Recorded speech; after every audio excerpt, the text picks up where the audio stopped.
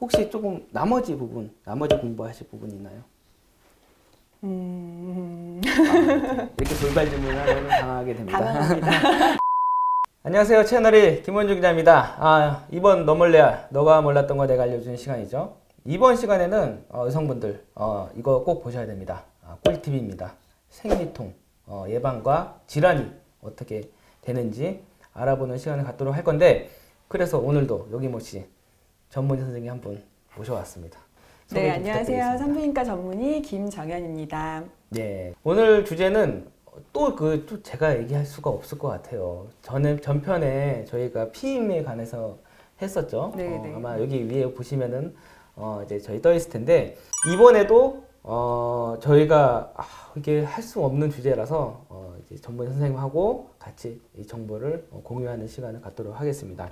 여성분들 생리통 엄청 심하신 분들도 계시고, 감정 변화도 심하시고, 그렇죠. 막 누워 있는 애들도 있고, 네. 좀 힘들었어요. 저도 연애 때. 네. 이럴 때 어떻게 해야 되나요? 그때 이런 꿀팁을 아셨어야 되는데. 그러니까요. 안타깝네요. 산부인과를 가세요.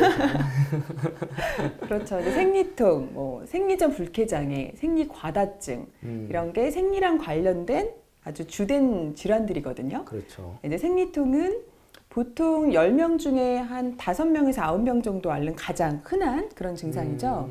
그리고 생리통이 최근 5년 사이에 점점 증가하는 추세에 있어요. 네, 왜 그럴까요? 식습관의 변화? 그럴 수도 있죠. 스트레스? 외부에서 오는 환경 호르몬의 변화도 있을 수 있고, 식습관의 변화도 있을 수 있고, 다양한 원인이 있을 수 있는데요. 예. 그리고 생리전 불쾌장애, 이게 뭐냐면 생리 전에 여자들이 변해요. 악마로? 짜증이 폭발하고, 식욕이 폭발하고, 체중이 늘고, 맞습니다. 그러면서 두통이 생기는 사람도 있고, 유방통, 여러 가지 불편한 증상을 겪거든요. 근데 이런 증상도 거의 가임기 여성의 80~90%가 겪는 불편감이에요. 네. 그리고 또 생리과다증. 과다증. 네, 생리과다증은 한 주기에 생리혈이 80ml 이상 나오는 경우거든요. 예.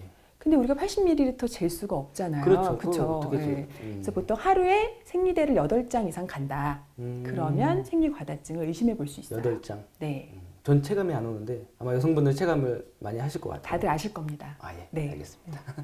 자, 그러면 실제로 저 그런 친구들도 봤어요. 이렇게 뜨거운 핫팩을 좀 붙이고 있는 친구들도 있고, 아니면은 막 그냥 누워 있는 애들도 있고, 네. 아니면 뭐 따뜻한 차를 먹는 애들도 있고, 여러 가지 자기만의 방법들이 있는데, 산부인과에서는 그런 질환에 대한 예방이나 뭐 처방 같은 것도 좀 같이 하시나요? 네, 그렇죠. 핫팩 이런 것도 혈액순환을 좀 증가시키기 때문에 통증 완화에는 효과가 있거든요. 근데 하지만 그런 핫팩이나 뭐 먹는 진통제 이런 예. 걸로 안 듣는 경우가 있잖아요. 그렇죠. 그럴 때 이제 산부인과를 오시게 되는데, 산부인과에서 처방받는 경구 피임약이 이런 생리통, 예. 생리전 불쾌장애 치료 효과가 있어요. 네, 그래서 경구 피임약 중에서 처방받는 약이 약국에서 먹는 약이랑 조금 다른 점은 먹는 용법이 예. 24일 먹고 4일 쉬는 이런 용법이거든요. 예, 그렇죠. 그래서 체내의 호르몬 변화의 폭을 좀 감소시켜서 호르몬을 좀 일정하게 유지시키는 이런 효과를 가지고 있어서 일반 먹는 피임약에서 약간 뭐 두통이 있었다거나 약간 붓는다거나 약간 이렇게 좀 맞지 않는 게 있었다면 처방받는 약으로 변경해서 먹는 방법도 고려해 보실 수 있고요. 본인이 생리통이 굉장히 심하다라고 하면은 꼭 전문의 선생님을 만나서 상담을 받고 피임약을 처방을 받아서 먹는 게 그렇죠. 효과적인. 또 피임약 말고도 피임약은 이제 매일매일 먹어야 하는 좀 불편감이 그렇죠. 있잖아요. 예. 그래서 또 체내에 삽입하는 이런 자궁내 장치를 이용할 수도 있어요. 예. 네. 그렇군요. 그래서 뭐 3년이나 5년짜리 자궁 장치가 있긴 한데 그 중에서 이제 생리통이나 생리전 불쾌장애 치료용으로 사용할 수 있는 이런 자궁내 장치도 있으니까 혼자 고민하지 마시고 전문의와 상담을 해보시면 도움을 받으실 수 있어요. 그렇죠. 여러분들 꼭 전문의랑 상담을 해야지 내 몸은 내가 더 잘 알아 이러면 안 됩니다. 꼭 네. 산부인과 가셔서, 요즘은 뭐 이렇게 흔히들 산부인과도 많이 볼 수 있잖아요. 그렇죠. 그렇기 때문에 꼭 산부인과 가셔서 전문의 상담을 한번 받아보시기를 권장드리겠습니다. 그럼 이렇게 쭉 들어보면은 피임약이 굉장히 다재다능한 효능이 있는 약으로 되게 비춰지는데, 혹시 이런 피임약으로도 좀 치료가 잘 안 되는 질환이 또 있을까요? 네, 있습니다.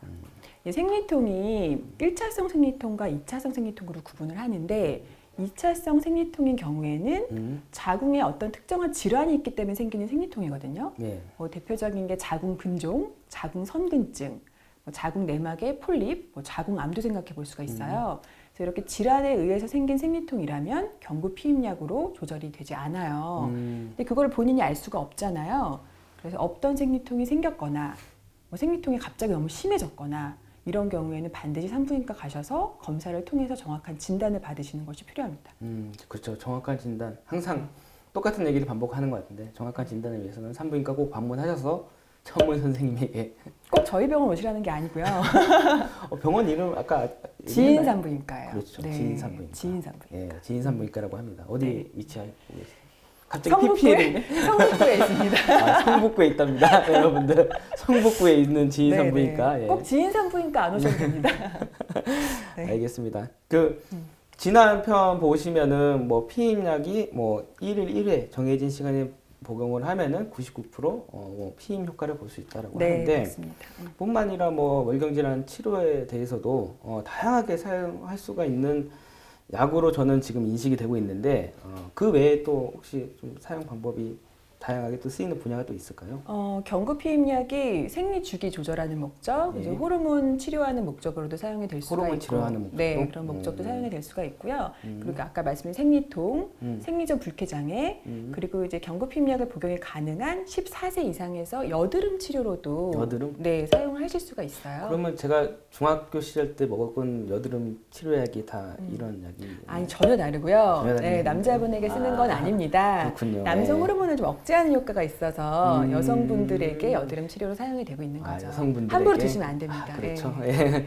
근데 이렇게 질환을 치료할 목적으로 처방을 받는 경우에는 또 한 번 말씀드리지만 반드시 산부인과 가셔서 처방을 받아야 된다는 점 명심하셨으면 좋겠습니다. 근데 요즘 어린 친구들은 아무래도 병원에 간다는 것 자체가 좀 부담스러울 수가 있어요.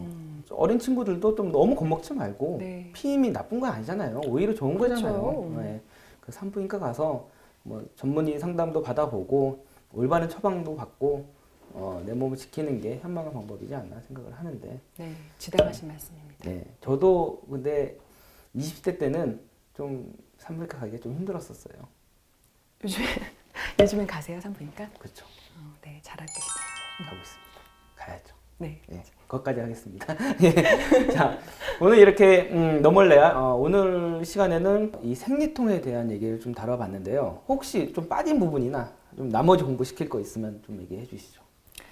네, 여태까지 사실 생리통이나 이 생리전 불쾌 장애를 여자라면 의뢰 겪어야 하는 것, 난 체질적인 문제야 이렇게 생각하면서 그냥 참고 지내시는 분들이 많았는데요. 사실 이 생리통과 생리전 불쾌 장애가 굉장히 여성의 삶의 질을 떨어뜨릴 수 있거든요.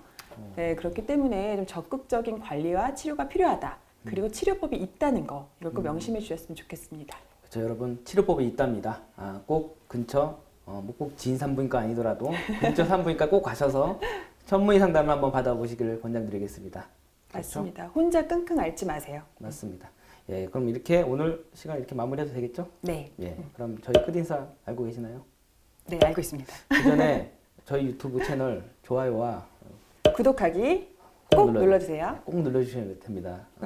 자, 이렇게 그럼 이번 시간 이렇게 마무리하겠습니다. 예, 여러분 안녕.